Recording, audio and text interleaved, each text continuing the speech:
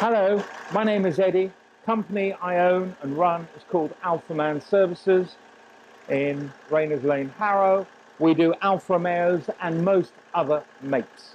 Right now, I am doing a hydrogen clean on this old Fiat, and it's going to work wonders for it because I've done probably about 25 to 35 diesels, and every time I do a hydrogen clean on a diesel, people come back to me, the owners come back to me saying, wow, you've made my car new again. I want to show you why we need to hydrogen clean engines, diesels and petrols. This is a cylinder head I'm going to be overhauling. This engine basically died a death because it was so gunged up that the bottom end seized up because of all the carbon. The crankshaft picked up all the carbon and it got ruined, but the cylinder head is fine, and I've got another engine to rebuild and I can use this again. But I'm going to smash out a valve,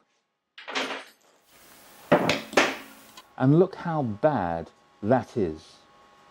Now, the valve can't go all the way up and down, all the way up and down, because the guide is cleaning this and it's making the guide stick so you don't get the correct amount of power.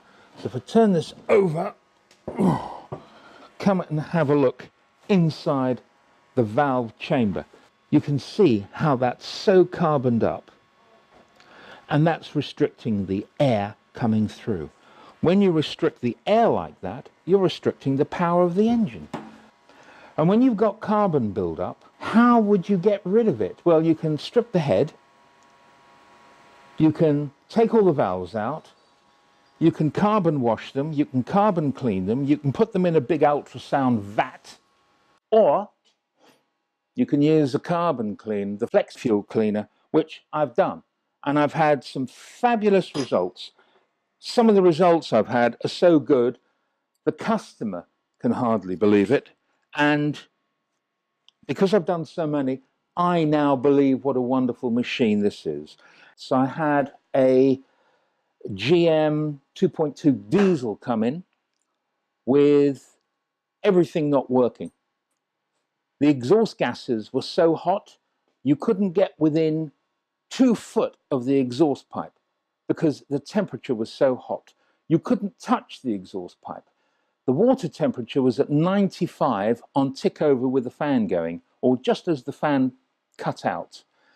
The DPF light was on and the engine sounded like a bag of nails. I stuck the machine on for an hour and a half. The water temperature went down to 73%. The DPF light went off. The engine sounded beautiful, nice and smooth. Mind you, it had done about 130,000 miles. And I could actually stick my hand into the exhaust pipe with the engine running, and it was cold.